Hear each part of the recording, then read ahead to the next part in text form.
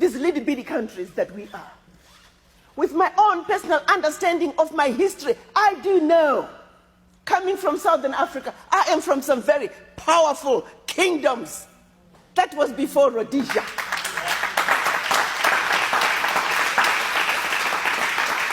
That was before South Africa. We were powerful kingdoms. That's who they knew us to be. When did we become these little bitty countries? Thanks to the Berlin Conference. You see, the colonizers had been coming to Africa for over 700 years, starting with 300 years of the Portuguese, followed by 400 years of the other colonizers. They were coming into Africa in a very haphazard way. We heard about this amazing continent with everything that we need, and everybody is packing their bags and running to Africa. So you see Mr. Frenchman over here. He stole from the Africans. Then here comes Mr. British over here. He now starts stealing from the Frenchmen what the French have stolen from the Africans. And before you know it, here's Belgium, now stealing from the British what they have stolen from the French have stolen. Before you know it, they're fighting each other. Fighting over how to distribute the loot from the Africans. So pretty soon they were getting ready to have a European war on the African soil.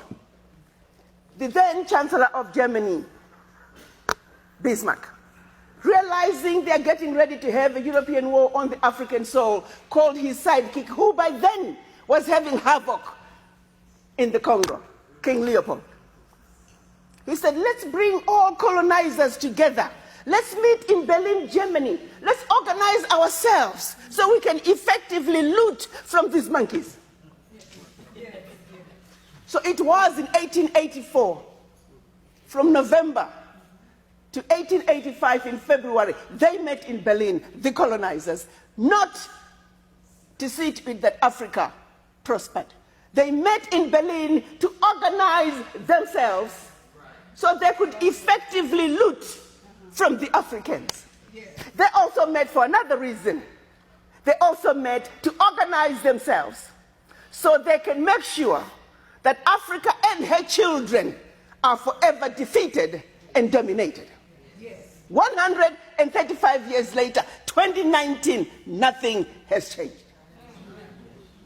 Berlin Conference gave us countries like Gambia, Djibouti, Burundi, Central African Republic, Togo, Lesotho, Eswatini. The list goes on. As a matter of fact, all African countries. And they did one more thing. They took all these little bitty countries. They had this great big old map of Africa across from them, strategizing. The more powerful the kingdoms were, the more they got along together, the more countries that came out of there, and the more languages that came out of there. Picture yourself driving from Zambia. You're speaking English. And pretty soon you are in Angola. You're speaking Portuguese. And pretty soon you are in DRC.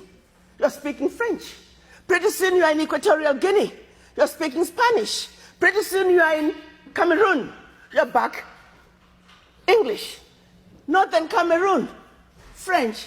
Pretty soon you are in Nigeria. English. Who does that? This was all by design to cause maximum destruction of a people. Give it a generation, the people who used to be one will not even know that they were related. History tells us that a husband and wife went to bed in Zambia. When they woke up, the wife was in Zambia and the husband was in Malawi. That's how arbitrary the divisions were. The divisions were done in Berlin, while the Africans were on the continent minding their own business. All to see to it that Africa and her children are forever defeated and dominated.